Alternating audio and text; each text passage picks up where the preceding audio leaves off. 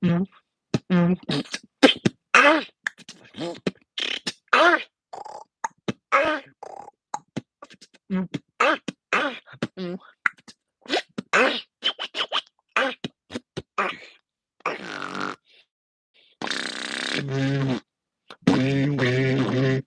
going on, guys? Alchemy Beats here.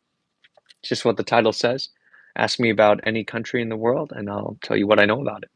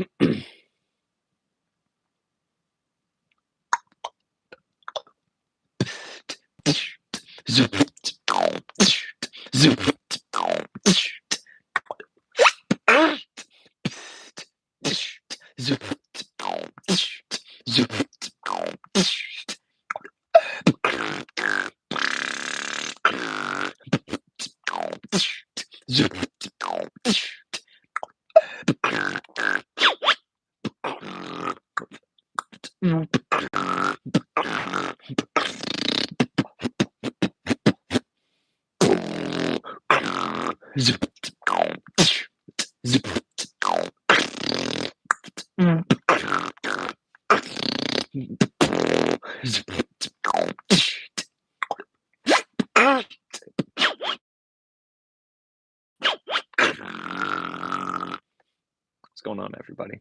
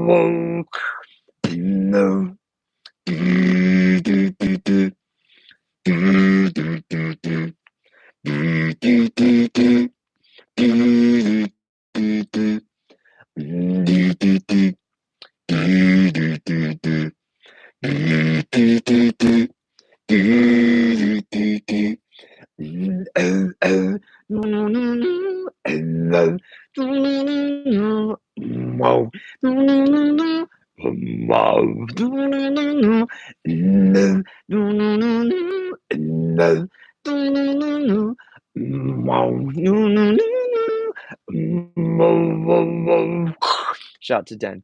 No, you fell in love. No, walked away.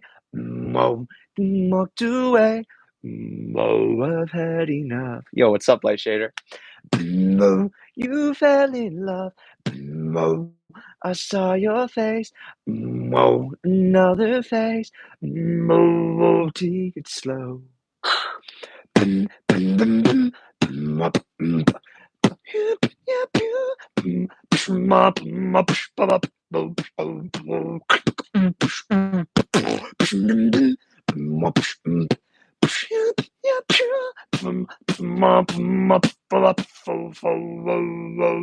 No, you fell in love. No, another face. No, I saw your face. Oh, you wanted cause attention. Wow, you and me, we were in love. Oh, wow, counting on you, couldn't listen.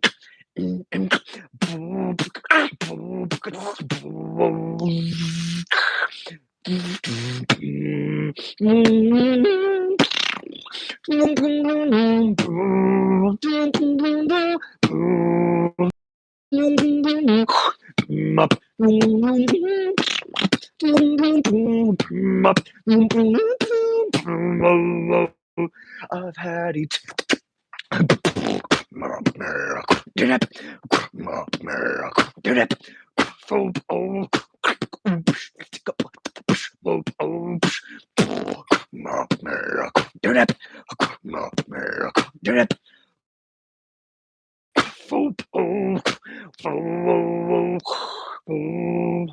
No, You fell in love, and walked away, and walked away of hurting enough.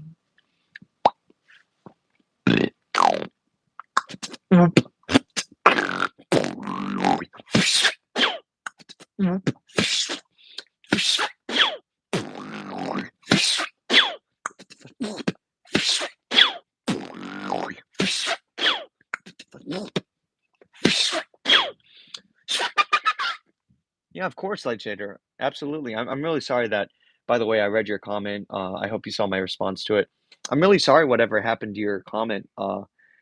I had no idea that that happened. I didn't even get notifications that I had a comment on that video besides yours, you know? Um, Not today at least. Um, and just to share my experiences in the beatbox YouTube, community with you or YouTube in general, sometimes I'll write like really long, passionate beatbox nerdy comments on beatbox videos or, people who have really cool sounds and stuff. And literally like my comment will disappear and like it's going to sound weird, but just follow me here. 50% of the time I'll see the comment like only pop up like 24 hours later. So, there's like a delay or I'll never see it pop up even though I know I didn't erase it and I know I didn't have like an internet problem. So, what I'm kind of thinking is that I think past a certain length of comment or if your comment contains like a YouTube URL link or something like that, there's like a process that and again, this is all speculation, but there's a process I think that YouTube puts your comment through where it doesn't get to be publicly shown and it has to be pending on or waiting on the creator of that video to approve it and to see it to make sure it's probably not a spam bot or an ed bot or a troll, you know what I'm saying, or something that's in violation of community guidelines, blah blah blah. So I'm wondering if that's what happened. But, I haven't seen any such message from YouTube saying like, "Hey, this person, Light Shader, left a comment. Do you wanna approve this?" Like, I haven't even seen that. I didn't even know what happened to you, my friend, so I apologize. I really hate it when that happens because that's happened to me too, especially it only seems to happen for the longest comments that we tend to put the most thought into, you know? I I literally, like, after I read your comment, I looked through my YouTube channel and, like, all the things to do with, like, the YouTube videos I posted, like, manage your channel and stuff like that.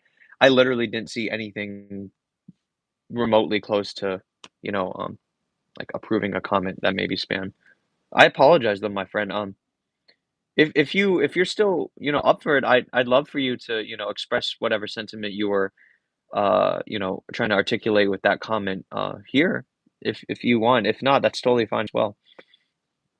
I wish I could literally leave this video and go into my YouTube app, my friend, but if I do, I would stop the live stream. So unfortunately, I'm not able to.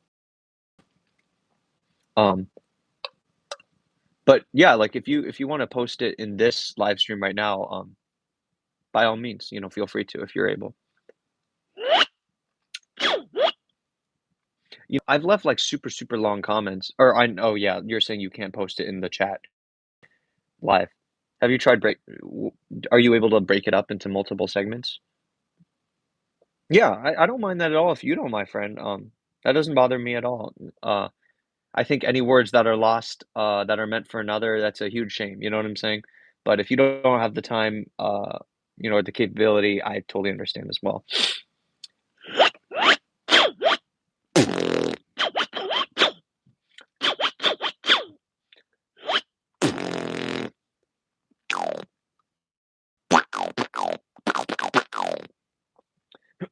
But yeah, it's just like the title says for my friend Lightshader and for everyone watching, just beatboxing here and answering any questions you guys want me to answer about any country in the world or talking about any country in the world that you guys want me to share my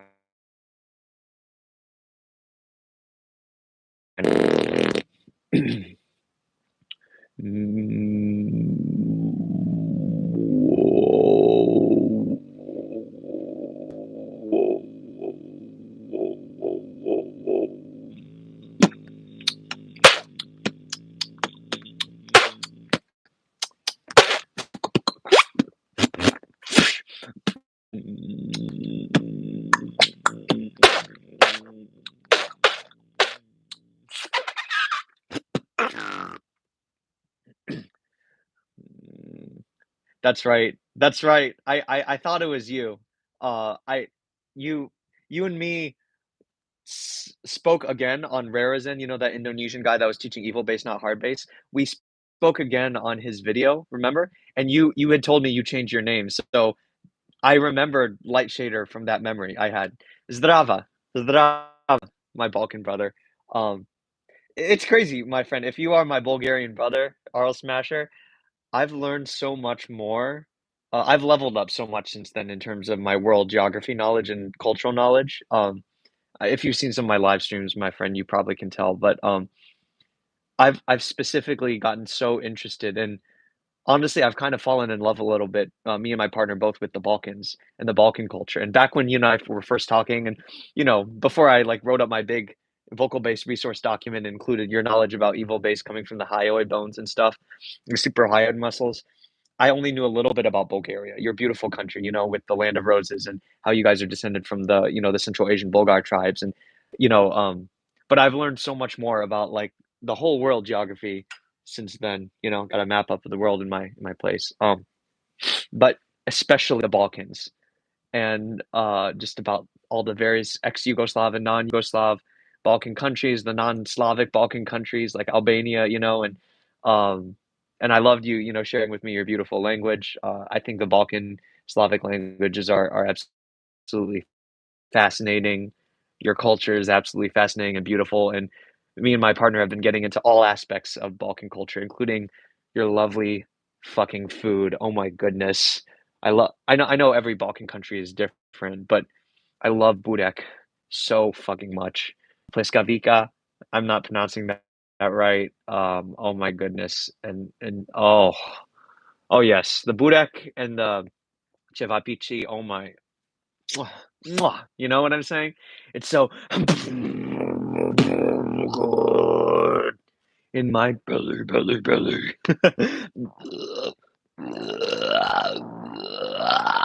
Oh, by the way, I think I've already shown you or you've known this, but I learned inward hard bass too.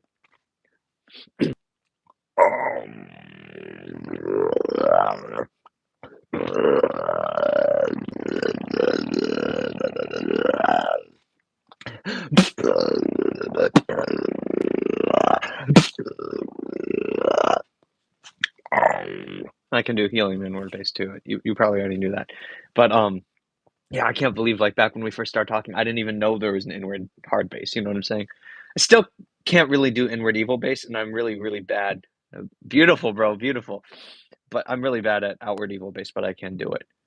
Um, and I can do hard bass, and I think I think if you've followed my channel or if you've kept up with some of my comments, my friend, me and my colleagues have also learned there is another type of bass that's chest bass and evil bass put together. It's called zombie bass.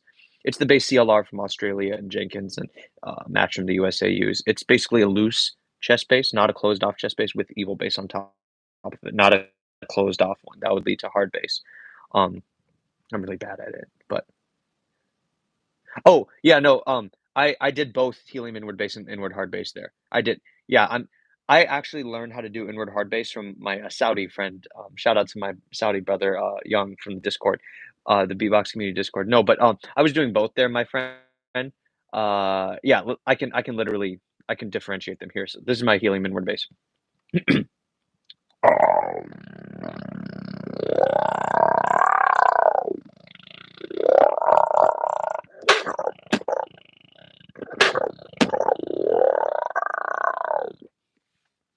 I haven't practiced the most with it. Like I can, some not my main inward bass, but this is my inward hard bass.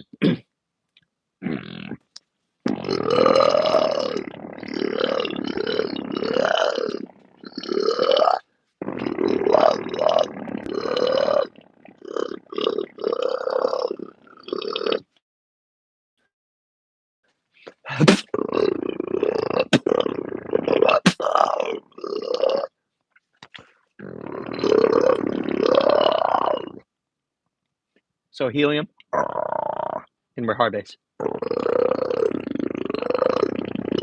This is my D-low inward bass, just for comparison.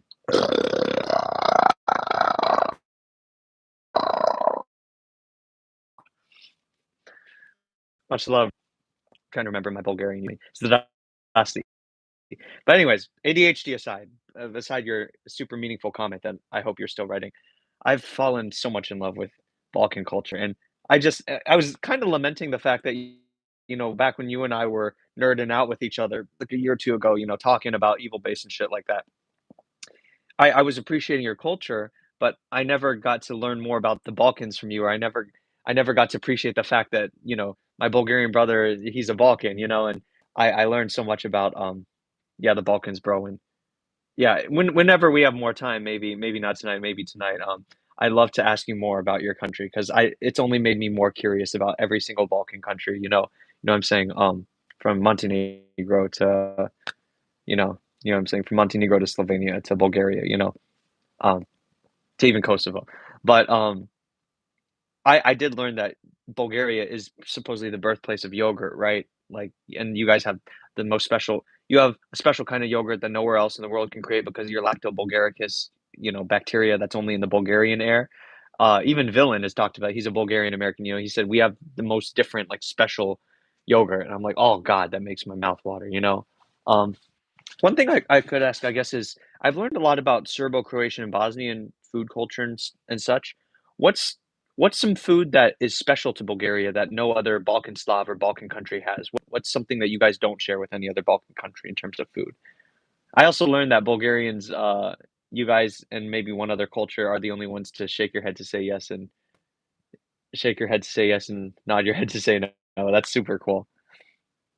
Um, and oh yeah, my bro. Yeah, since then though, I've learned so much more about Balkan culture and I'm not an expert, but I've learned a lot more about your beautiful country and culture. Um, Trying to think. Well, I mean, obviously, you guys are the land of the roses, and yeah, yeah. Please tell me. And I never got to ask, are you from Sofia? Are you and your family from Sofia, capital? What was I gonna say? What was I thinking? Oh yeah, yeah. You guys are not just descended from the Bulgars, uh, the Turkic tribe from our Central Asian brothers and sisters, but you guys are also descended from Thracians, the native Balkan people who were there in Bulgaria before the Bulgars and the Slavs came, right? So you guys are like a mix of, like, Bulgar, Central Asian, Thracian. What were the Thracians like? Like, I know the Romanians before they were Romanized, right, and Latinized, they were Dacians, and they were Dacian. They had lots of redheads, and they were really bloodthirsty, or not bloodthirsty, but they were very, like, tough, conquering kind of people. I've also kind of heard that about Thracians.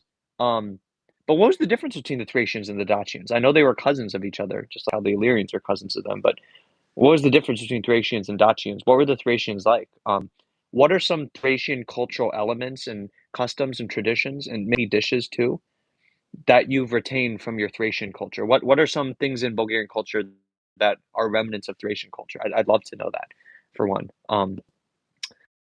But where Sofian used to live there for 2 years. I'm gonna butcher this. I live in Bojuriste. Bojuriste? Bojuriste. Bojuriste. I hope I'm probably putting the accent on the wrong syllables. Bojuriste. That's a cool name. It's a small town near the capital. Okay, cool. What's Bojuriste like? Bojuriste like? Is it is it is it just like a village, or is it like a town, a suburb? I'm from a suburb. I'm from a small kind of suburb in America. Um, Bojuriste. Beautiful. Bravo. Bravo. Let's see here.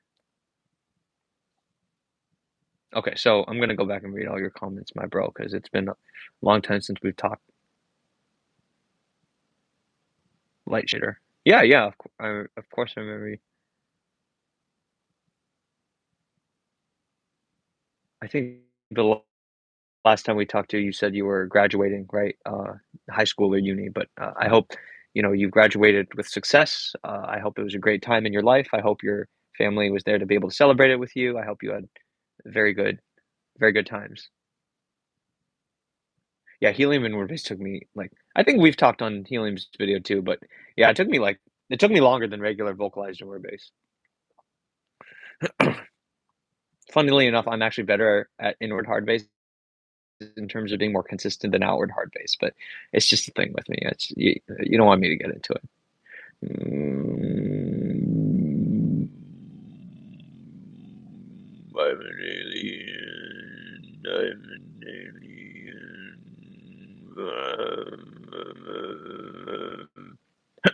I'm here to send a huge amount of love for your talent. Thank you, Mother Zdrasti. I really appreciate the kind words. No, no need for such kind words, my friend. I really appreciate it. I think more than anything, I I appreciate you saying that. But I think more than anything, just posting this shit up here, posting this random crazy beatbox vocal based knowledge stuff that I love so much that I'm so nerdy and passionate about, and just having even one or two people who feel the same way as me and seeing other people out there that are that passionate about this stuff as me, um, that that means more than I can express, not just to you, but to you all, everyone who watches my videos, who subscribes to me. I'm just a tiny, like, no name beatboxer, I'm a tiny channel. There's nothing here. You know what I'm saying? Compared to like people like, just the bigger channels. But the fact that I have even a tiny semblance of a community of just beautiful motherfuckers like you guys that are nerdy and passionate or curious about these amazing, human beatbox abilities like me, that just means the world to me, and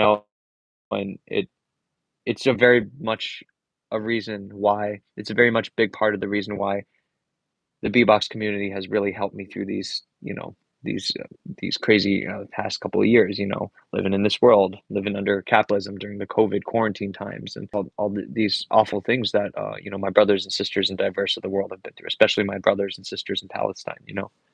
Free Palestine, solidarity to my Palestinian family. Suffering under apartheid. Um, but unlike many people, I was very fortunate and lucky, not just to have, my partner and my job through these times, but also this community and this outlet and um, just just you amazing, beautiful people. And no matter how small the number is, the fact that there are other folks out there that are interested in this stuff like me to, want to subscribe and give views and, drop kind words like yourself, my friend, that means the world to me, you know?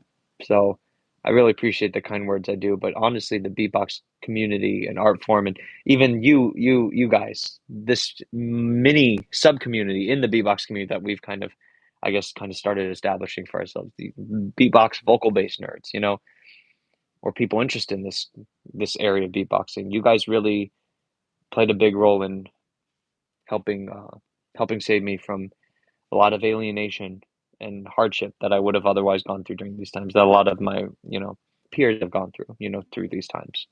So I want to say thank you and thank you guys, not just for the kind words and for the support, but thanks for being here. Um, Thanks for helping me not feel so alone. So it means a lot, man. Appreciate it. Zdrasti.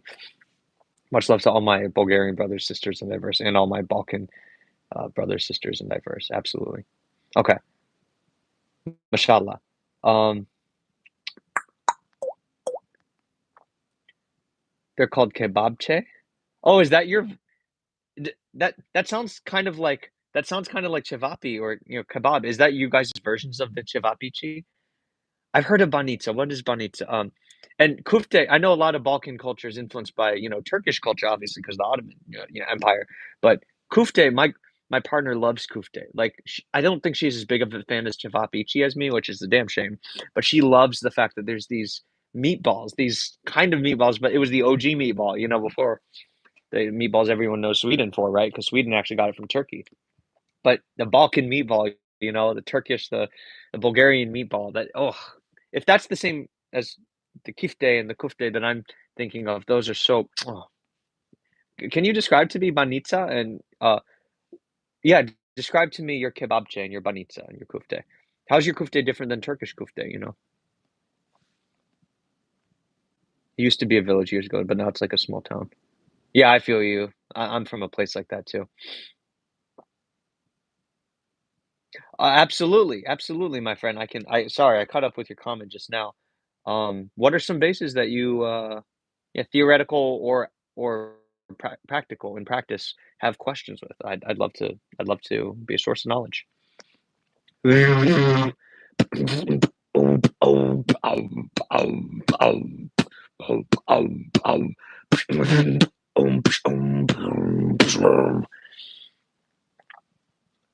Yeah, like, that's a great question, and it's a lot of people don't realize this, but chest basses are actually, I think, some of the most diverse vocal bass family. It's got the most variants, but I can kind of break down what I know theoretically and in my tool belt, what I have in terms of my sounds as far as the chest bass family and the vocalized chest bass variants. And then I can answer specific questions you have. But basically, as we understand, you probably know this too. You can, look at my vocal bass beatbox resource I post on the beatbox subreddit if you guys don't know what I'm talking about. We understand that the chest bass is caused by the oscillation of the epiglottis. It's the flap in your throat above your vocal cords, above where your voice box is, that helps close off either your wind tube or your food tube, which is the tube that processes your food that you swallow, or the tube that you breathe through, you respirate through, right? It's what helps close one off so the other can be utilized. You can lift this flap up in your throat and oscillate it either inward or outward. Inward is inward bass, outward is chest bass to create a vocal bass. Chest bass. Right? It's the most basic kind. Here's my chest bass variants, all right? And then obviously, well, I don't know if you follow my friend Vickery Beast, but if you do, you'll understand that me and my colleagues have come to the knowledge and conclusion that the evil bass family and the chest bass family, they're not necessarily separate, they're linked together. Yes, yes. Yeah. So I don't go as low with my vocalized chest bass, but it's the same kind of vocalized chest bass. Basically, the the main one I use is basically doing a chest bass as loose as possible and doing the note in the lowest note that your modal voice register can do. Basically, the subby one, the collapse, napalm, one note. I try to go for that. I don't go as low as them, but that's the kind that I'm using. Zeka uses like a higher one, but um, also when I'm like nervous or when I'm tensed, I can't go as low. So um, um, um, wop, wop, wop, wop, wop, wop, wop, um, yeah, I'm not trying to do the lowest lizard bass. That's a type of vocalized chest bass too, but um, um, um, um, um, um, um, um. So, so check it out. I appreciate that. So, another kind of chest bass is if you take the chest bass and your voice, you have to tighten it in this very specific way. I call it the Kermit the Frog voice or the confused.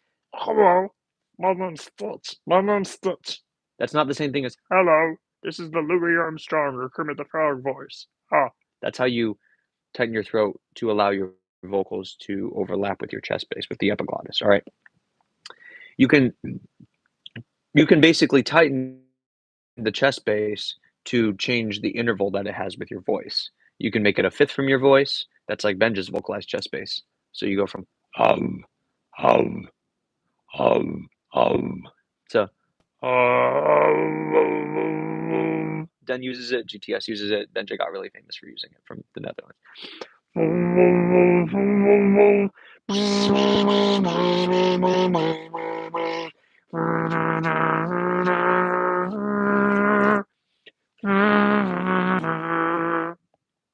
It's a fifth. It's like Gene's split bass. Not but right?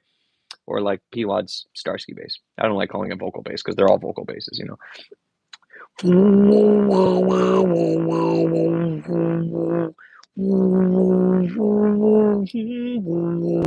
There's a fifth. You can hear it, right? It's like a power chord.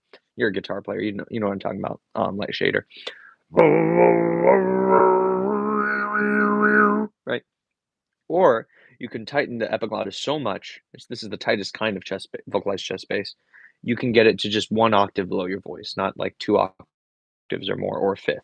It's like how throat bass is an octave below your voice, like wah, wah, wah, wah, wah, wah, right? So you can tighten it to where it's only one octave beneath your voice. That gives you what we call scissor bass. So go from to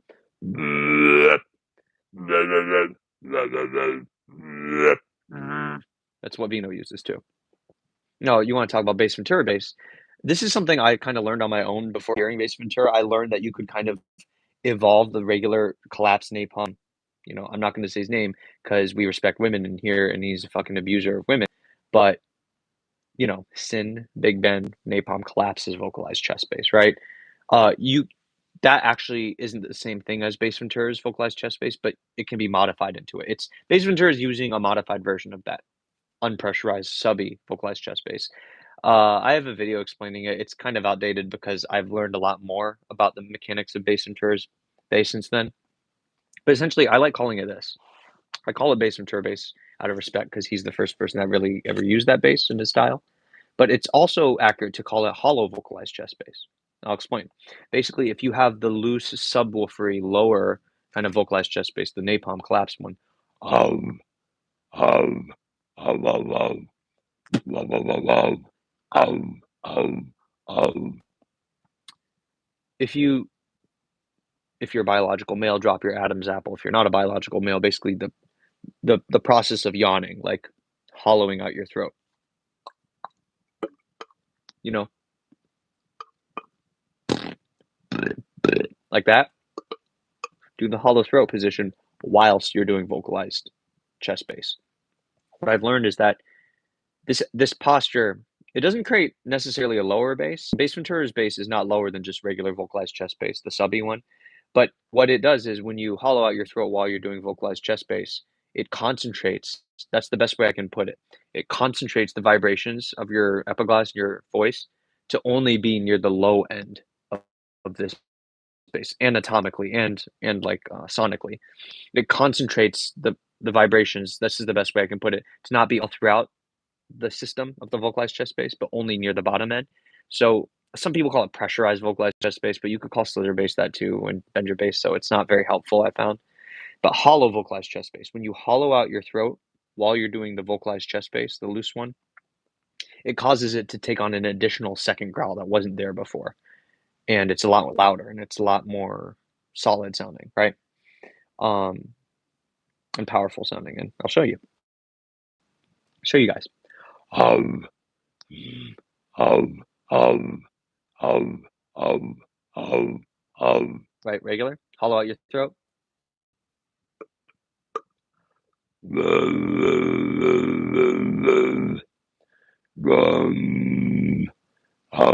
To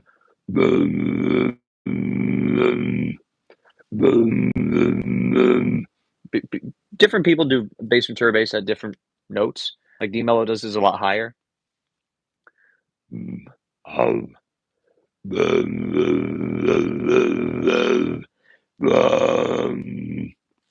I call it this, and you might be thinking, Alchemy. You guys might be thinking, Alchemy, why do you call it that? It's so random. Well, I actually learned from some live stream footage from Vokoda. What's up, Shinmoku? Nice seeing you from the Discord. Anyways, what I was saying was, you guys, if you guys watch my channel, follow my stuff, you already know this, but what causes King Inertia, Vokoda's main inward bass, and Heart Cell and Dropical's inward bass to be different than just the inward chest is the heep heep. It's because it's vocalized, not vocalized with a high note, but vocalized with a low inward modal voice. It gives you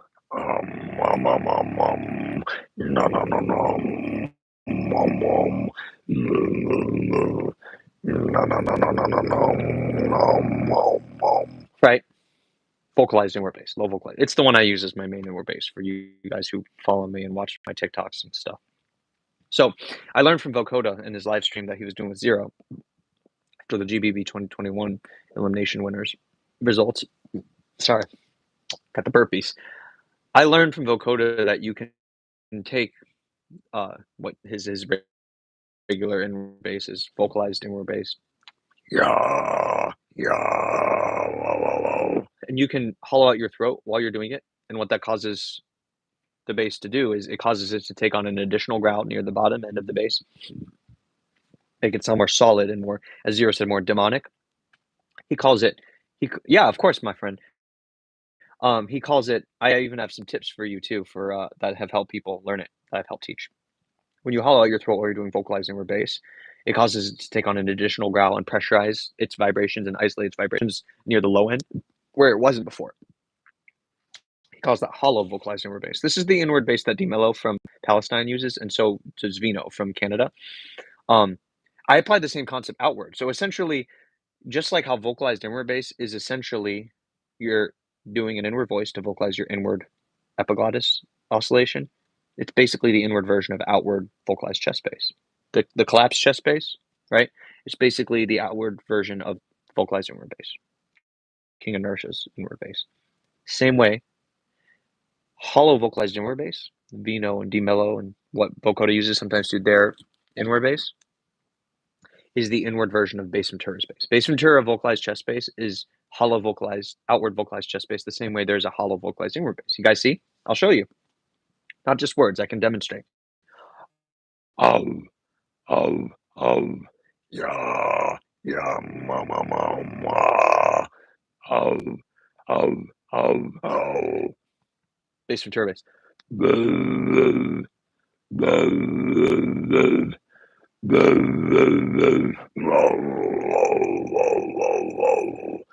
So regular vocalizing inward bass. Yeah, mom. Hollow vocalizing inward bass. I don't practice as much, so it fades in and out. But you guys hear the additional growl, right? Mom. Oh, yo, yo, yo. You know. Yo. Wait, I was going into helium inward bass. Yo. I know, like when you know multiple different inward basses, it's hard to get the muscle memory to not confuse them. Helium, I would say the difference between them is helium and inward bass, you can hollow your throat to do it, but principally, chiefly, what you're doing is you're introducing lateral pressure. I think helium inward bass more as you're closing in your throat from the sides. You're pinching in your throat. You're constricting your throat laterally, horizontally, to stop the airflow.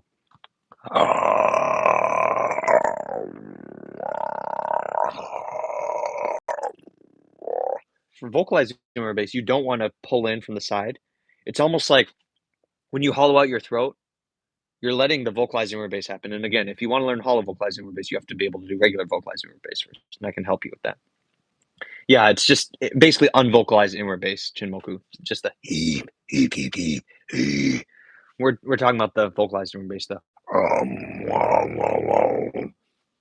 Try to not pull it in from the side, light shader. Don't cut off the air throat. But when you're doing the hollow throat position, as you're doing the vocalized inward bass, this is important. You have to maintain it. It's almost like it's just pushing the vibrations down, and it's forced. Like if the vocalized inward bass feels like the vibrations are happening all along the length of your throat or your epiglottis, the hollow vocalized inward bass is only concentrating them to. Let me do it like this. If this is vocalized inward bass, the hollow vocalized inward bass is only letting the bottom be the part that vibrates. Everything else is kind of stiff, but not pulled in and shutting off the airflow. So.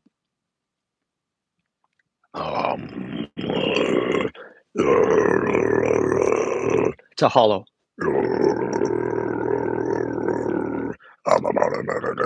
Oh yeah, B. Art uses that too. That's it. He was one of the first people to do hollow vocals.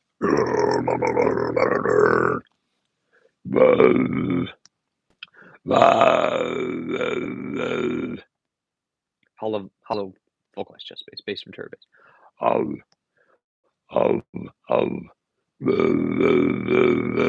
There we go. I'm thinking about you, baby. I'm trying to so hard.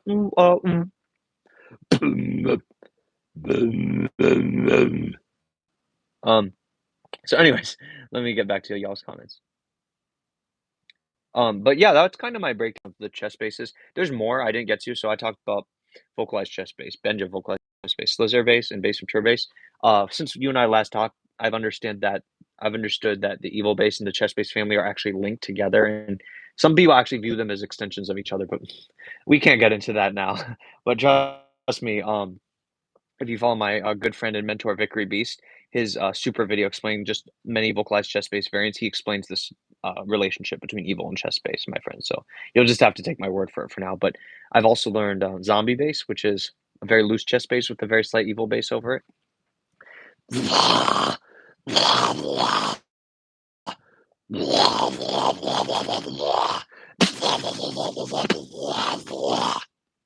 And then you've heard my hard bass already, which I'm going to fuck up because I'm all nervous. But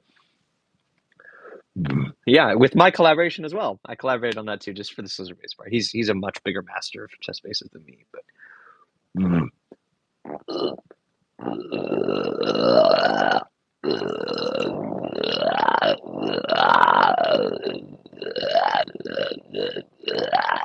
hard bass is a type of chest bass too, technically. But I'm too nervous right now. I can't do it very well. But you guys know this, right? But anyways, so I explained kind of the main chest bass variants I have, right? Vocalized chest bass is just vocalizing a very loose chest bass at the lowest end of your voice, right? Your modal voice. You can do that with your falsetto too. Benja vocalized chest bass is tightening the chest bass component, not too much, but tightening it just so it's a fifth below the voice, a power chord interval, like Gene's lip bass or P. Wad's Starsky bass. A lot of people do this and then they try to get out of it because they think they're doing unclean chest bass. Because the epiglottis, for some reason, I still haven't figured out, it likes to vibrate at like a fifth from the voice. GTS from Georgia also has discovered this and has shared this with me. Scissor bass is when you tighten the epiglottis or the chest bass component so much it's only an octave below your voice, so it's essentially in the same octave as throat bass. People used to call that throat bass back in the very early days of the beatbox scene. Bass ventura bass is when you're keeping your voice at the lowest part of its register, modal voices register, but you are applying the hollow throat position to pressurize the vibrations of the vocalized chest bass to concentrate and pressurize them only near the low end. It's also interesting because you can think about bass ventura's bass as kind of like the subharmonic, the the subharmonic level beneath scissor bass, like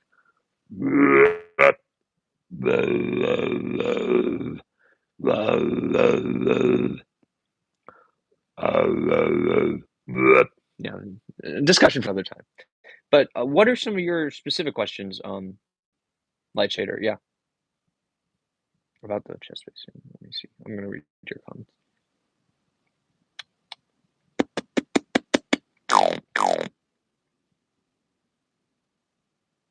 You are the person who made me realize I've been using this just not the basic one. Bass and turbo bass, but yeah, you don't have to learn scissor bass before bass and turbo bass, Light Share. You only have to learn, I would say, the regular vocalized chest bass, the collapsed napalm one.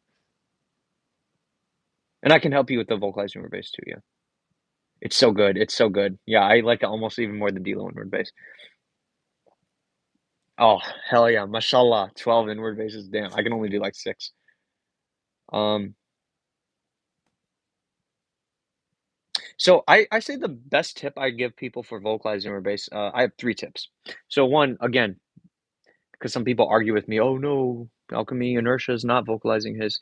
If you accept that there's a lower type of inward bass than just it's the and it is vocalizing the inward bass. But it's like, but Alchemy, I can't add my inward voice to the inward bass. I give them 3 tips.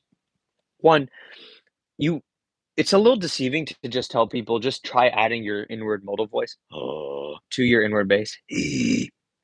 Not everyone can do that instinctively. And actually, I had this problem too. When I first started trying to learn how to upgrade my unvocalized inward chest bass to vocalized inward bass, I ended up getting kind of a low polyphonic gasp inward bass. It's basically the one Hippie from Palestine and Kindo use. I'm not very good at it, but you guys know that. You guys have heard people do that one.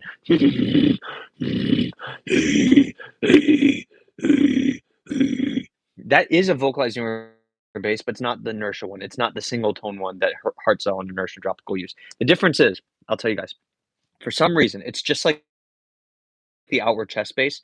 You can't just add your vocal cords. You can't just add your voice to the epiglottal vibration. You can't just add your voice to the chest bass outward or the inward bass inward and have them line up. You have to do one other thing that I think a lot of people don't get explained to them.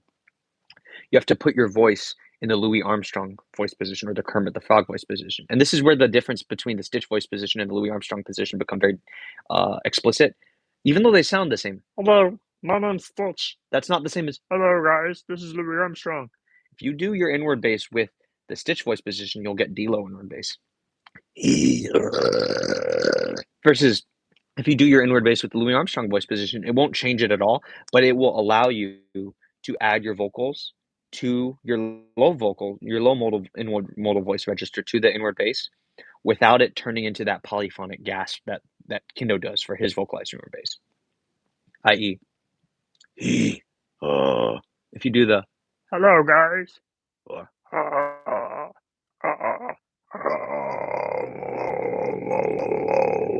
for some reason it works. I don't know why, but no no no no no no no no no no.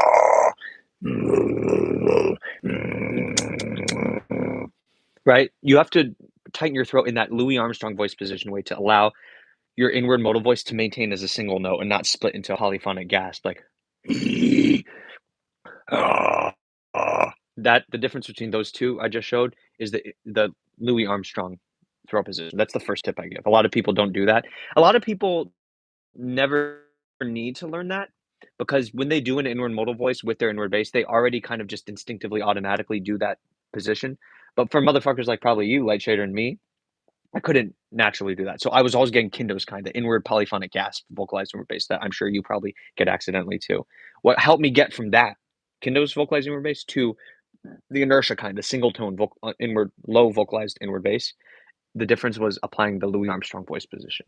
Also putting your tongue in an L position. With the tip of your tongue at the roof of your mouth near the front, right behind your front teeth. For some reason, that helps merge your inward modal voice with your inward bass too. I don't know why. Shout out to my Canadian brother, Cross Beatbox.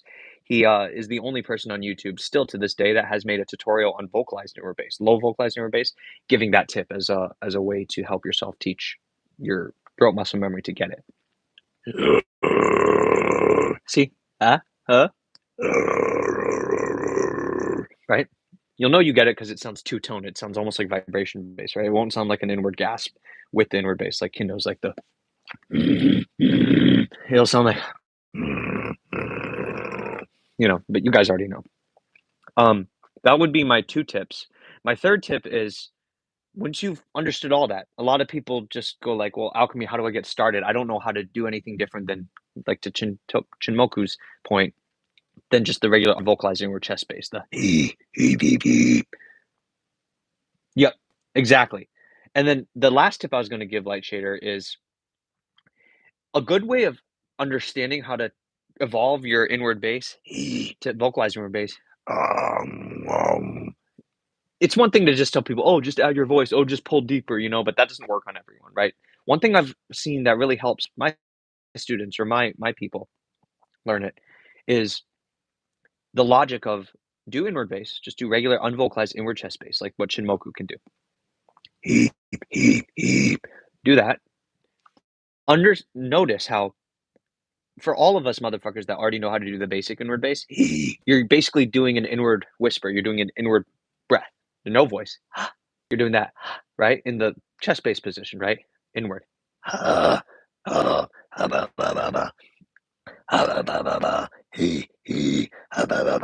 Right? Try thinking of it like this. This is what really helped me teach myself vocalized inward bass. Try doing inward bass with an inward breath. Try then replacing your inward breath with an inward voice. Like I know it sounds kind of like the same thing as just saying, "Oh, just vocalize inward bass," but thinking about it that way actually can help some people that don't naturally or instinctively know how to add their inward vocalization to inward modal register vocalization to the inward bass. Try doing your inward bass, but then replacing the inward breath that you're doing to activate your inward bass with an inward voice instead. And again, you and I have discussed this many times. Light Shader, I'm sure everyone knows this.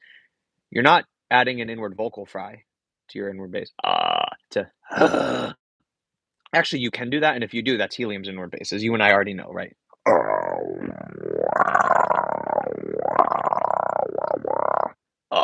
And give you right? No, you're not doing that. You're adding an inward voice. Your throat is nice and loose and open, and it's not it's inward voice.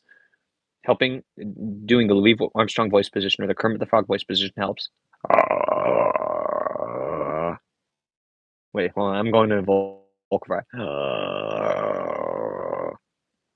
And then lastly, my third tip, and then the L position can really help them merge. Hold on. The last tip I would give is just do your inward bass. Now stop. Replace that inward breath you're doing to activate your inward bass with an inward voice instead, an inward modal voice. Like imagine that you're using your inward voice as the pull, the breathe in. Instead of breathing in, you're inward voicing, breathing in. Two. That's my pull for my inward bass. The pull that I'm going to activate my inward bass with won't be a breath anymore. It'll be an inward voice. Gives me.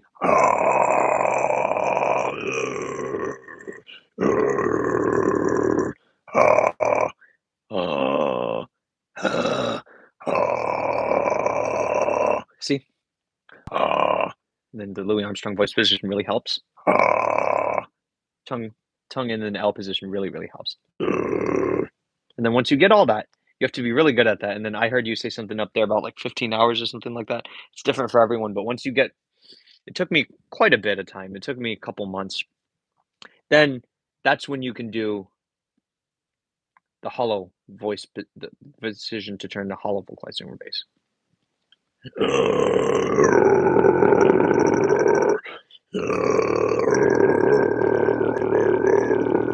There we go.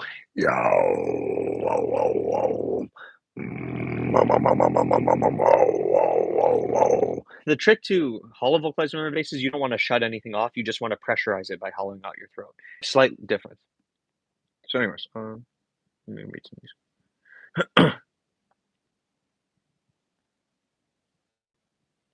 Oh, Chinmoku. I didn't mean to speak on what inward bass you're doing. Just so everybody who's listening knows, there is a way you can do inward bass that's deeper than the normal one, but you're not vocalizing it because Chinmoku was saying I think he doesn't know how to do the vocalized low inward bass. There's also other things you can do. So you can basically not vocalize your inward bass. I know you're saying yours is lower than this one, but you know that hollow concept I told you all about that makes the chest bass or the epiglottis vibration pressurized? You can do the same thing with unvocalized inward bass too. I just never use it, but a certain beatboxer who shall remain nameless because he abused women, he would do that a lot. Like basically, you don't really hear a lot of people do it. I do hollow vocalized inward bass, but you can also do hollow unvocalized inward bass. I think that's the one Shinmoku does. I don't even really do it that well, but doing inward bass, unvocalized, you can hollow out your throat and not vocalizing it, and it will give you a deeper version of that, a deeper inward bass that's not vocalized. And I know you're saying that, but I actually don't know any inward uvula basses. I don't like literally. I can't even do inward uvula. I can kind of like, but no, I'm not. None of my basses are. If you hear any liquidiness or stuff like that, um, or I don't know. I don't know if you're talking to me, Lightshader or Chinmoku, but I've learned since then that D-low inward bass is not made of the uvular inward vibration and inward bass. I've learned that we were wrong. That came from the statement that Vokoda made about how you have to mix the inward bass with the uvula one. He didn't mean it's an oscillation of the uvula. He meant it is an inward, a type of inward sound that occurs at the uvula, but it's not the vibration of the uvula. And trust me, Lightshader, I think you and I haven't talked in a long time. I've learned so much since then. But me and multiple colleagues of mine that can do inward evil bass, D-low inward bass, inward hard bass, outward hard bass, evil bass, we've come to the conclusion at the current moment in time, for what we know, that D-low's inward bass is inward evil bass and inward bass. That's what that uvula component is, because evil bass and inward evil bass both occur at the uvula area, but they are not the oscillation of the uvula. And I have multiple friends who can do D-low inward bass and break it into its 2 components, and they've confirmed that that uvular component that you and I used to talk about is the second component of D-low inward bass. It's actually inward evil bass. It's literally inward evil bass. So, yeah, I just wanted to share that with you, one of the things I've learned since we last talked. But yeah, basically you can hollow out your throat while you're doing unvocalized inward bass to get hollow inward bass, not hollow vocalized inward bass. That's probably the one Shimoku does. Mine's really bad, but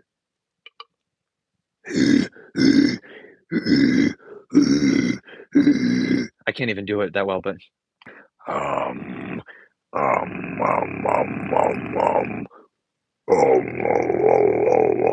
that's the difference between the vocalized inward bass and hollow vocalized. No, man, I'm not your master. I'm just a vocal bass nerd, like everyone else, and I just want to help knowledge on these amazing human abilities spread so that we can help each other learn and teach other people how to teach other people. But yeah, to your point, Light Shader, and I can't spend too long on the stream, you guys. I can't spend all night here. I do have to go soon or soonish, but I'll finish these points that you guys are asking about. 15 hours, no, not even. It took me, oh my God. I mean, I think it was because I was only used to doing either D-low inward bass or inward bass, but it took me months, dude. It took me probably like 2 or 3 months before I could just get it to just hold out. And then after 2 or 3 months, I started being able to put it in beats. But see, I'm coming from a place where I could only do regular unvocalized inward bass, and I had to teach myself how to do vocalized inward bass as my standard one, like inertia. Um, It would always cut out, like, I would always lose my voice, and it would turn back into regular unvocalized inward bass. It wasn't until I learned the Kermit the Frog Louis Armstrong voice position trick, it was actually after I taught myself vocalized inward bass, that it helped me stabilize it. It helped me, like, be able to just keep doing it and not lose the voice. Like, the Louis Armstrong voice position helps the voice, either inward or outward, vibrate or add to the epiglottis vibration, the chest bass, inward or out, for some reason. So I should use low vocalized Kermit voice impression while inhaling a voice with a basic to make it. Yeah, exactly. I yeah. These are great tips that I've seen work, but not everyone's put together the same way, so it's not necessarily gonna help everyone. I apologize about that. Voice crack leads to high vocal. Yeah, for some reason when I'm trying to do different inward bass, there's one I always get. It's low. If you're saying it's wet, it's probably D-low inward bass. Yeah, the and then I learned Light Shader too that D-low inward bass, and you probably know this already. You probably heard this from Vickery, but D-low inward bass can be done where the evil bass component, the uvula component, the slimy part is loose or tight, right? Pono and D-low and Remix do the tight kind of inward bass, but like a lot of people when they first start out they do the loose one. I learned Light Shader. This is going to be so cool. I can show you loose D-low inward bass, D-low inward bass, helium bass, helium inward bass, and inward hard bass. They all exist on a spectrum with each other. Like the fact that they're all made of an inward bass and an inward evil bass or an inward vocal fry, which this is this has allowed me and my colleagues to make the conclusion that there might be a relationship between evil bass and vocal fry, as there seems to be a relationship between inward evil bass and inward vocal fry. And I know people are going to say, but the evil bass comes from your suprahyoid muscles vibrating, and it's not even your voice because you can vocalize inward bass, and inward vocal fry comes from your vocal folds. So how are they related? Well, I think what it may be is they're on opposite ends of the spectrum. This is completely hypothetical at this point, mind you guys. And they're both things that are really crackly sounds that involve blocking airflow in your throat. But the difference is that vocal fry or inward vocal fry comes from when you're using your vocal cords in a very loose, in a very relaxed way to the point where they're causing crackles and they're blocking air. Whereas evil bass is caused by closing off the airflow near the top of your throat, near the uvula area, with your suprahyoid muscles, right, involved in swallowing and vomiting.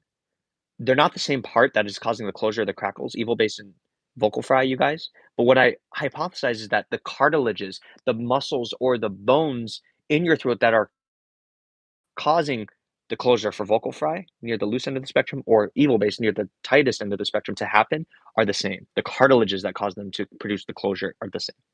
And it's like, well, what the fuck are you talking about, alchemy? Well, let me show you. Okay, well, hey, peace out. Much love. Thanks for joining the live stream, Shimoku. I'm sorry I didn't get to all your points, but You can come back and watch this live stream later, and I'll answer everything that you left in comments. All right. Peace and love, bro.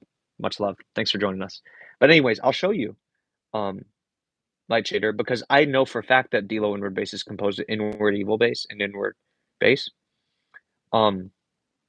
Inward hard bass, you and I already know this. It's composed of inward bass and well, it's technically composed of an air shut off inward bass and an inward evil, and then helium inward bass is inward vocal fry and inward bass, right? Dude, check this out. Literally, I can turn all of them, including loose and tight and D-low inward bass, so all four of them. I can turn them into each other. They exist on a spectrum. They feel very similar, but not the same, but very slightly different in intervals to each other. Not musical tonal intervals. I know you're a music theory guy, but let me just show you. But basically, they are definitely different postures, but they feel like literally just this is an American saying we say in American English, but they feel like a hop, skip, and a jump from each other. They feel like very close cousins or brothers and sisters. Check it out. Loose D-low inward bass to tight D-low inward bass to inward helium bass, helium inward bass to inward hard bass, and then I'm going to go backwards. Okay, check it out. This is a discovery I want to show you.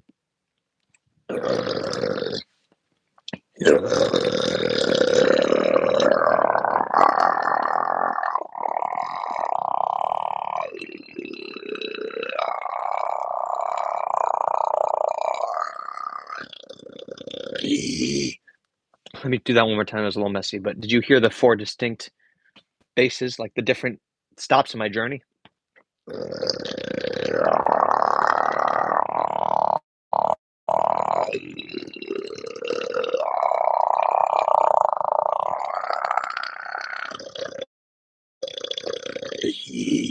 You see, like similar to each other, even though they're different basses, right? It's kind of like the difference between and they're using the same anatomical components, but if you adjust a different parameter, like not the anatomical part that is being vibrated, but rather a different parameter like tightness, right? Or pressure. Obviously, you may have come to this realization, a lot of people have.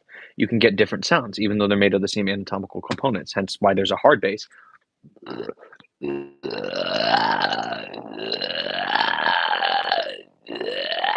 And a zombie bass. They're both made of evil bass and chest bass, outward, unvocalized, but opposite ends of the tightness spectrum. You see what I'm saying? Isn't that so cool? So let me show you one more time, just in case anyone watching doesn't believe me. I'm going to break it up first, and then I'm going to show you all the way through without talking. Loose D-low inward bass. Very watery, right? I don't like that one. Tight D-low inward bass. This is kind of the more professional one that Pono and D-low use.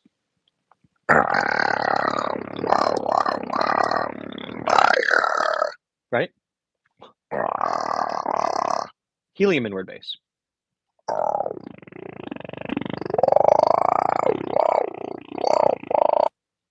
Inward hard bass.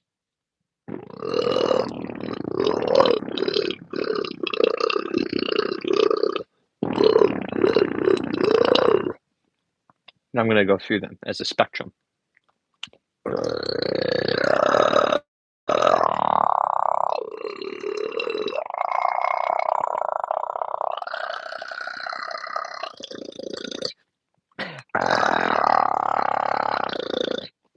I didn't do the D-low inward bass one very well. Let me do that again. Sorry.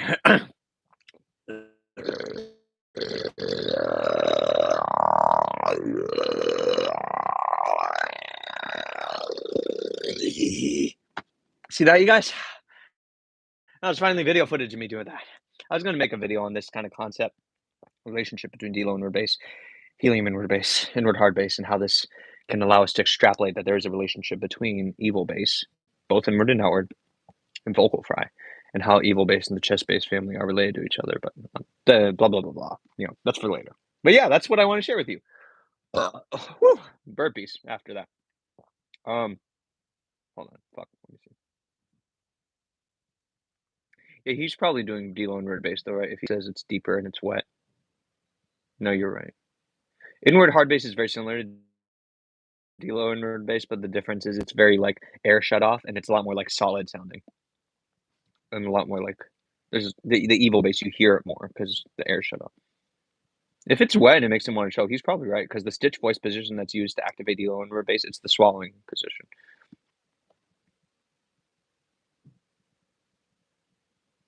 And you can mix inward uvula vibration oscillation with inward bass.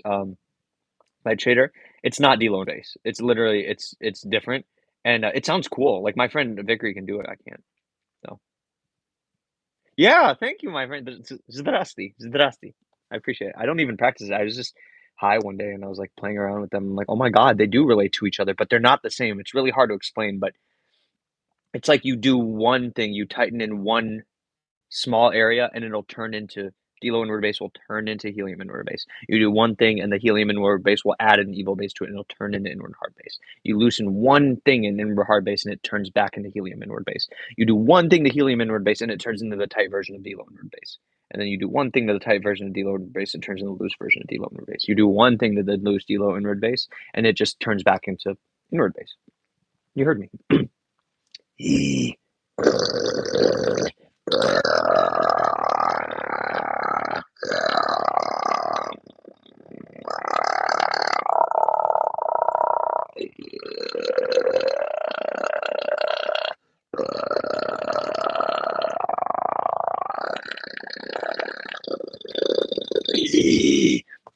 See? Woo. There you go. That's what I wanted to share with you.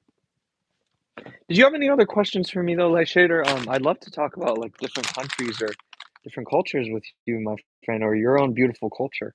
Um, and another thing I was asking you too. Please tell me, explain to me your banitsa and your kebabche and your kufte. But I have some questions for you. Who is you guys' favorite Balkan country besides you guys's? Like, who's your best friend? Who's kind of like your worst enemy or your worst rival in the Balkans? Um, what's you guys' relationship to Turkey these days, and not just like the politics and stuff like that, but the people. Do you guys what's what's the Turkish people's relationship to the Bulgarian people's? Do you guys have jokes or stereotypes about each other? What do they think of you guys? What do you guys think of them? What do and then I'm sorry, my friend, but third question, what do all the other Balkan countries think of you guys? Or what are some opinions that some of the other Balkans have of you guys? Can you tell me those things? I'd love to. Zdrava. Zdrav, brate.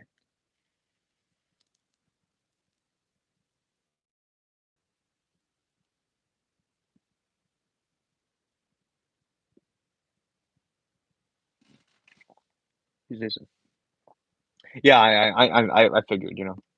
Um, but yeah, like who's you guys' favorite best friend in the Balkans or your favorite country besides your own? And um, who's kind of like your worst rival, like the least favorite friend of Bulgaria?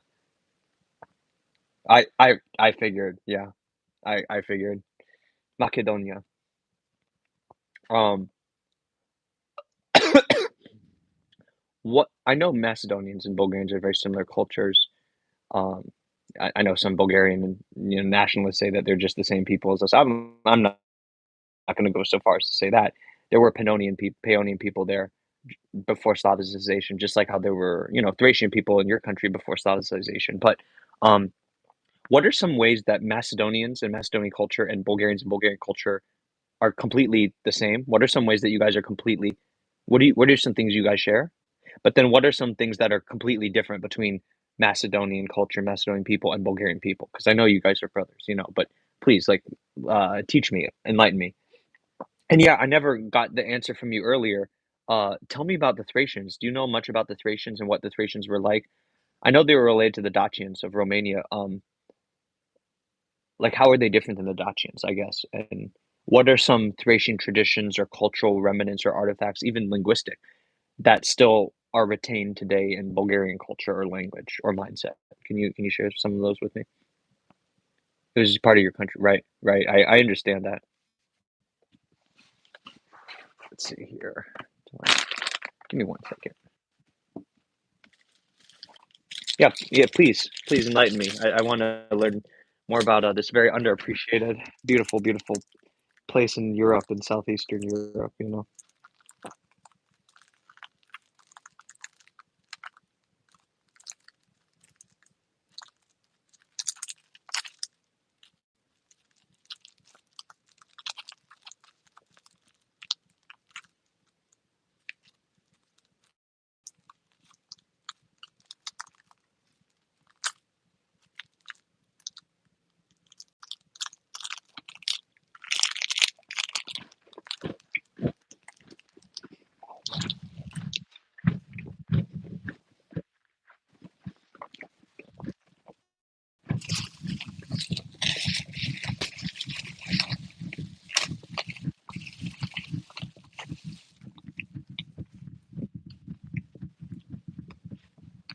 I'm still here. Give me one second. I just gotta get some water.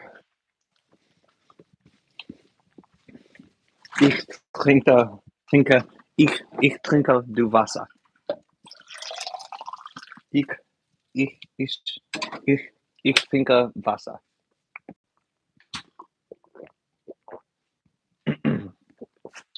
Hmm.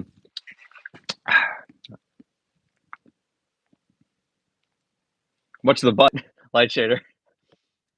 Or not you specifically, but I find that you can often learn a lot about countries and their relationships and history with each other by just hearing like stereotypes or what haters have to say.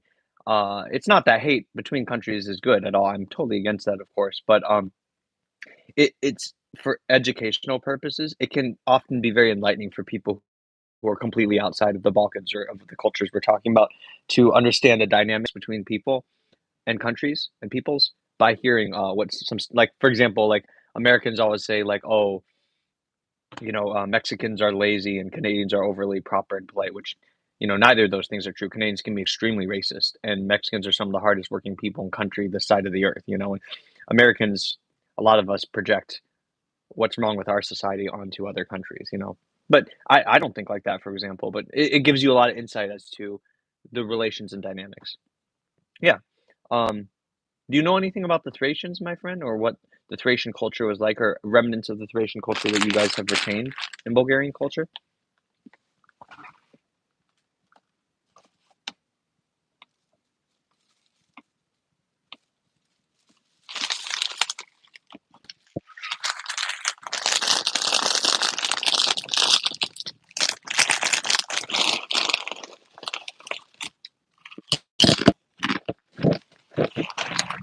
Oh yeah, of course, man. I was asking, do you know? Can you can you tell me a little bit about the Thracians, the native Balkan people who were there in Bulgaria before the Bulgars and the Slavs came, right? And my other two sub questions were, how are the Thracians different from the Dacians? Because I know Romania used to be inhabited by, ginger-haired people called Dacians. It was Dacia.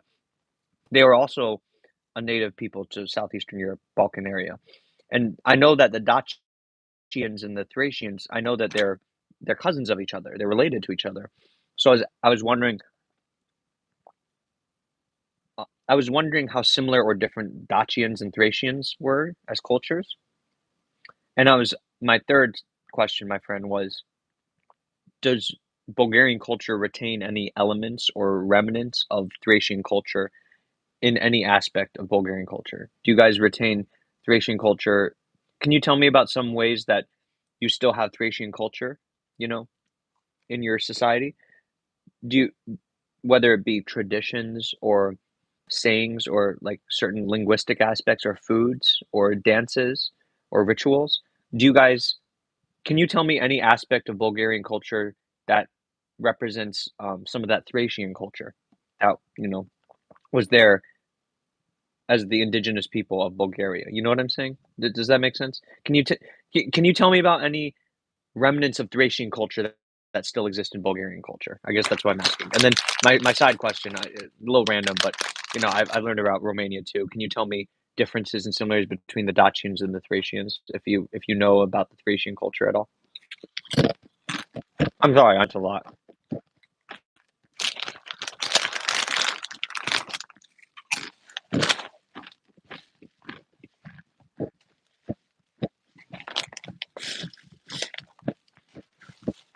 I had a long day at work, you guys, so my brain's pretty fried.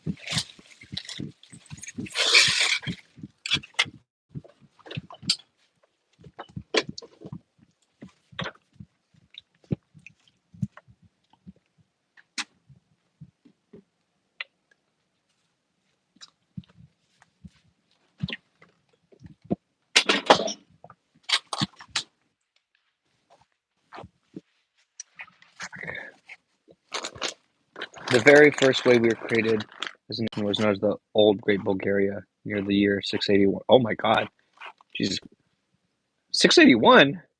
That's before there were 4 digits in the years. Jesus Christ, that's old as fuck, bro. Um, yeah, tell me more about that. Tell me more. You're not from Slavic people, Thracians, and you guys were tri-ethnic. I understand. Even back then, you were always three or more ethnicities. Interesting. Hmm.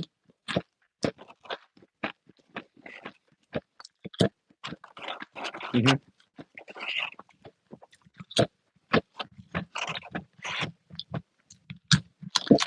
This is the kind of shit I love learning about, especially for my family in the beatbox community.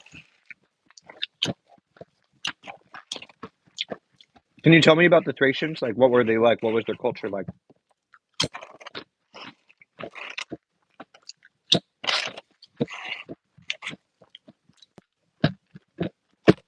You know, a lot of history. And we used to be one of the biggest countries before, but now we're just a small country that only a few people know anything about. I know. That's a fucking damn shame. Because the Balkans, but not just the Balkans, but Bulgaria in particular. Yeah, you guys have ancient history, and you guys are so rich and culturally diverse. You know, like some aspects of Bulgarian culture, for example, when I see you guys' aesthetic or the food, it reminds me of some Asian elements of the culture.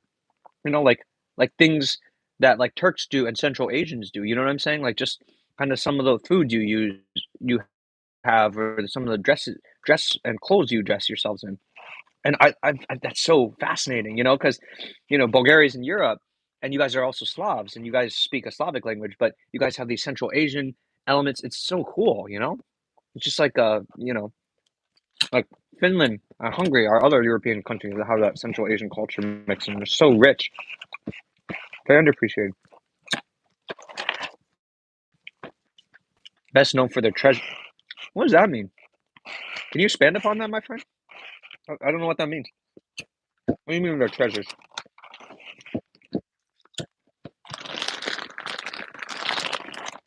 Talking about like gold and like diamonds and shit?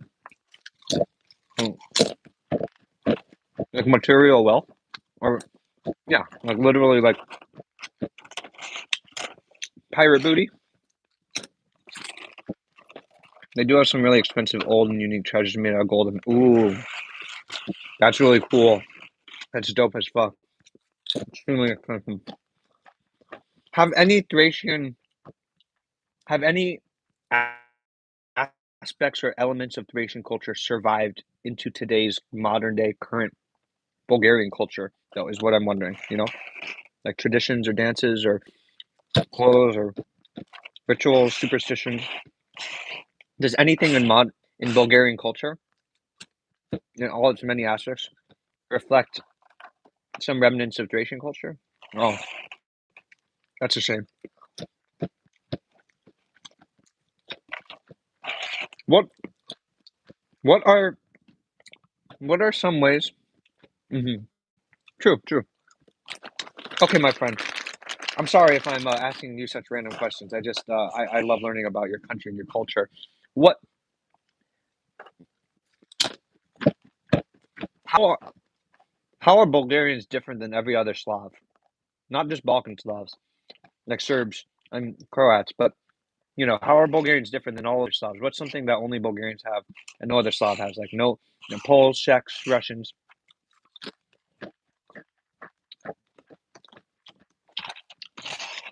Much love, bro. What's yeah? What's something that no other Slav has that Bulgarians have?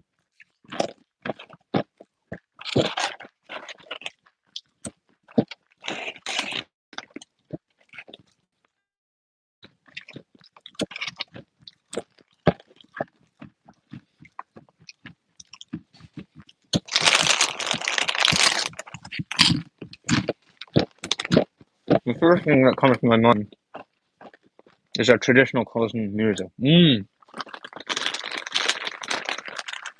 you expand more on that? Like, how is your traditional closing music different than other Slavic cultures?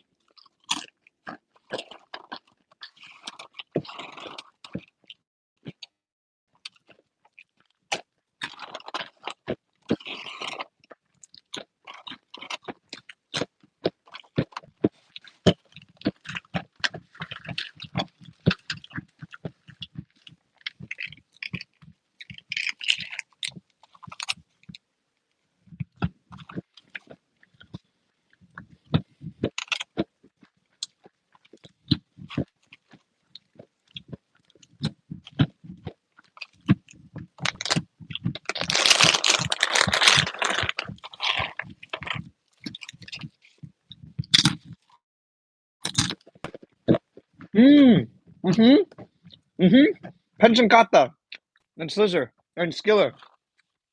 Most of our traditional songs are characterized with 7/8 and 3/4 time signatures. Yeah, that's so cool.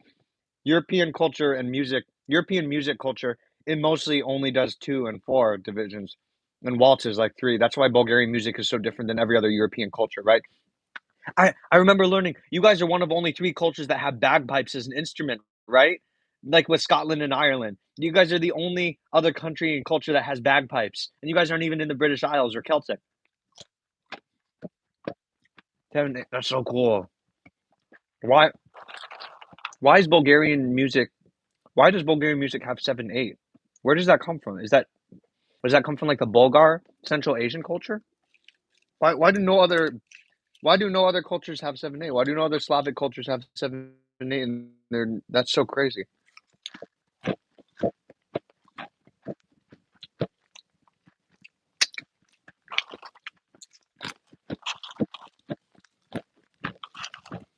Hmm. What's you guys' traditional clothes like? What makes you different from other Slavs? 7/8. Why why do some cultures have 7/8 and then every why do so many cultures not get develop 7/8 as a musical paradigm and then other cultures do? Where does it come from?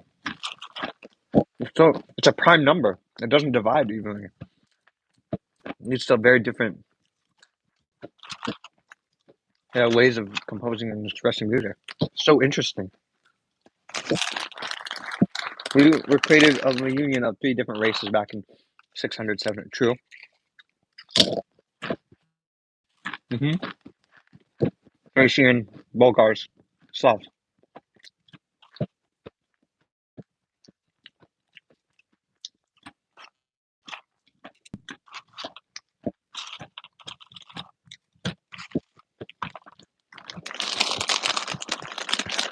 That may have contributed to united different ways.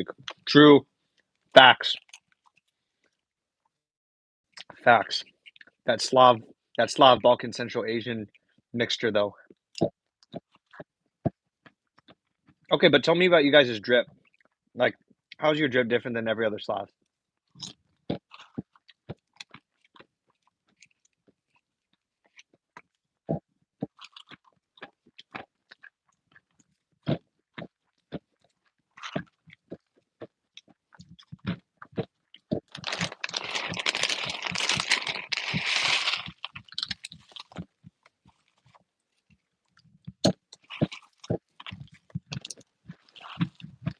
There's that end of the. Yeah, yeah, the drip. Yeah, bro. Because I asked you what makes you different than every other Slav, right? And you said your music and your traditional clothes, and then I said, can you expand upon that? Can you explain more? Like, how is your clothes different than every other Slavic culture's clothes? Your traditional clothes.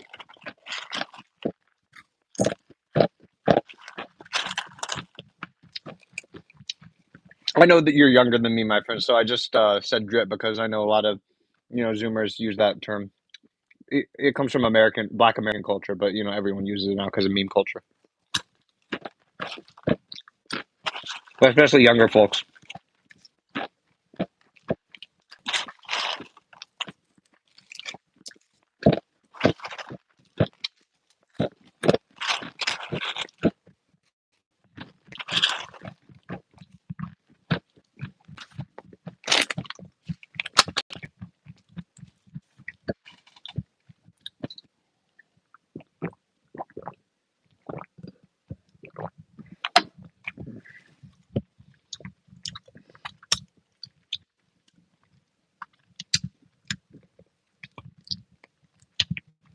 Damn, those plantain chips are way tastier than you would think.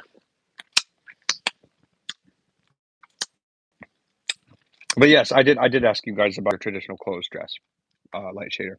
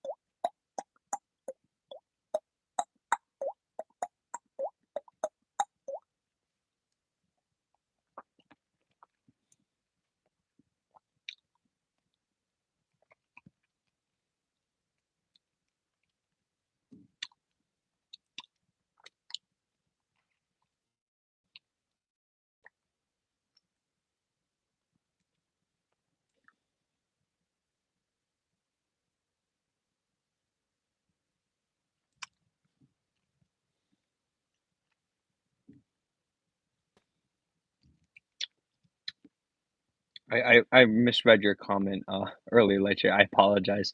I thought you were saying like I don't my chest bass isn't as low as like theirs, but you were saying the vocalized chest bass, which is a little deeper than the basic grade that you usually demonstrate. I'm sorry about that. My apologies, my brother. I'm here to send you a huge amount of anyone watching, my bro Light Shader, give him a subscription. He's just the nicest guy ever. My Bulgarian brother right here. Nicest guy ever. Oh, Cyrillic. I I don't know if I've ever told you, my friend, but I actually do know how to read Cyrillic, even though I'm not very good at Russian, but I liked a Russian girl once, so I learned all 32 letters, and I know you guys invented the Cyrillic alphabet, so I'm glad you didn't write that in English. It's gonna challenge me. Oh God, it's Bia Biagar Biagar Bia Biagar Bia Bia Bigarski Narodin Bigarski Narodin Narodin Nasi. It's a soft L. Pliad, Pliad, Pliad,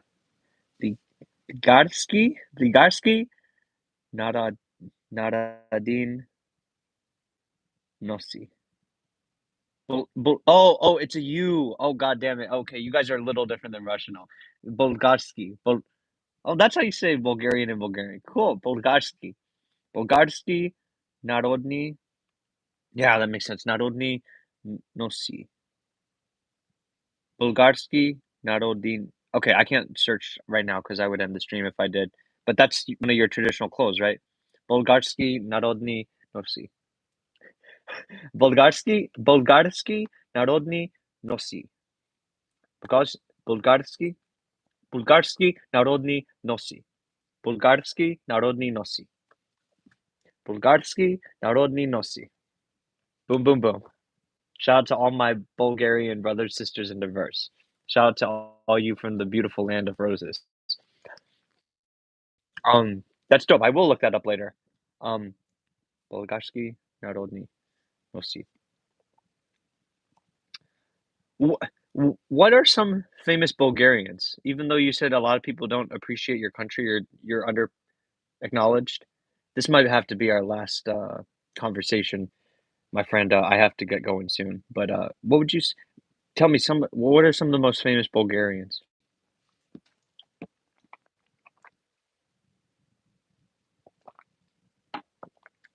Hey, what's up, Sticks? You came in just as I was about to, you know, Nina Dobrev. What's she famous for? What's she famous for? I'm sorry, Sticks. I'm not sure if I remember you. She's an actress. What movies has she been in, bro? Give me 1 second. I'll be right back.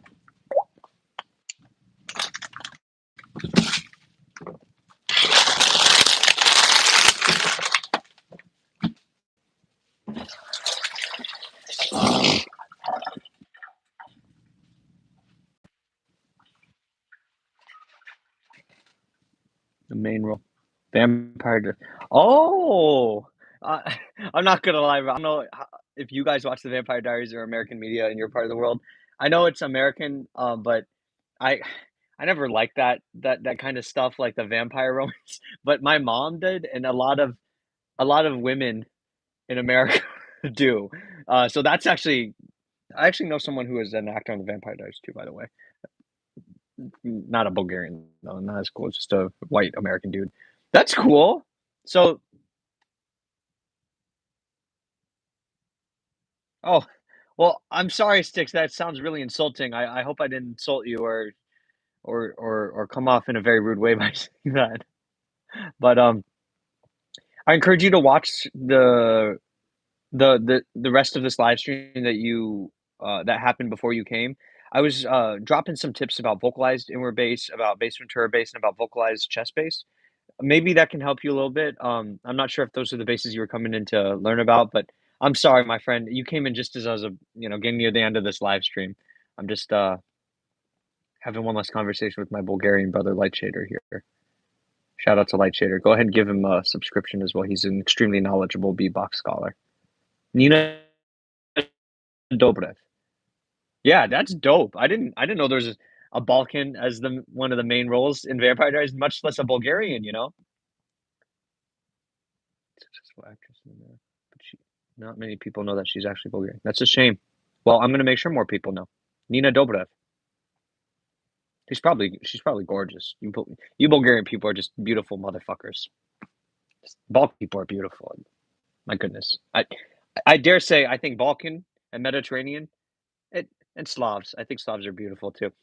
I think Balkans, East Europeans, and Mediterranean Europeans are some of the most beautiful Europeans. What was the New Zealand treaty about? Oh, geography. I'm not super good at geopolitics. More about geography. Like I can tell you just little facts I know about each country, but I'm not sure. I'm not sure if it would.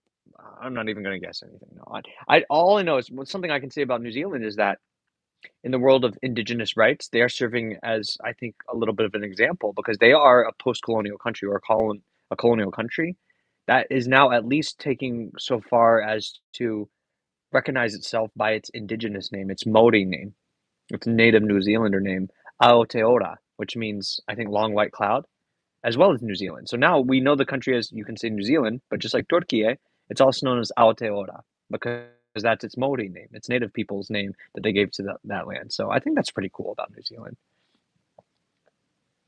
Hell yeah. Thanks, Sticks. I appreciate it. Light Shader is a fucking G. You know, he's a fucking G. He's the reason I know about the anatomy of evil base. Um, I'm sorry, yeah. I know that New Zealand's capital is Wellington. I know New Zealand is two main islands, one north one that's a little smaller, and the longer one is the southern one.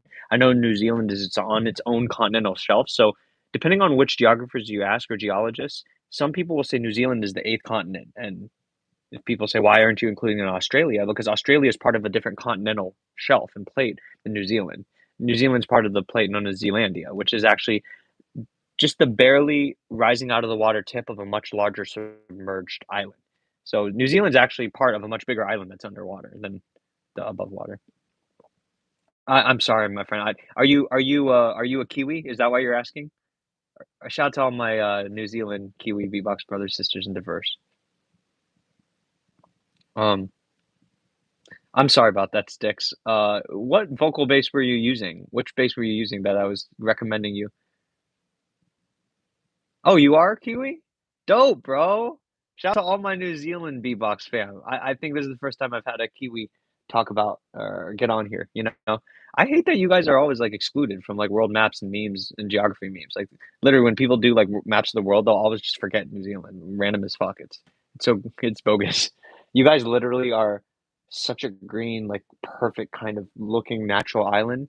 I'm just a little concerned because when climate change disaster really starts taking the world by storm, when there's going to be mass desertification and flooding, and you know what I'm saying? You probably know this if you're a Kiwi, no matter how old you are, you probably know this already. But New Zealand is going to be one of the few places that I've understood that is not really going to be ravaged by climate change and the disastrous proportions that basically most of the rest of the world will be, from the Amazon to like Central America to North America to Western Europe to like all of West Africa. You know what I'm saying? To like all of East Asia. I've heard New Zealand is basically going to be untouched because of where you are in the world, because of where you're situated with the ocean currents and the jet stream, right? And the meteorology of it all. That the problem for New Zealand, if you guys wanted me to talk what little knowledge I know about New Zealand, you guys might end up becoming like one of the main havens for refugees to start being relocated to. And that's a beautiful thing to help your fellow humans, but that could pose huge challenges if everyone's trying to get to New Zealand. You know what I'm saying? Once their homes dry up or catch on fire or flood. Oh, inward base. Okay, cool. Yeah, yeah, yeah. I do a couple of videos comparing multiple inward bases I have. Yeah,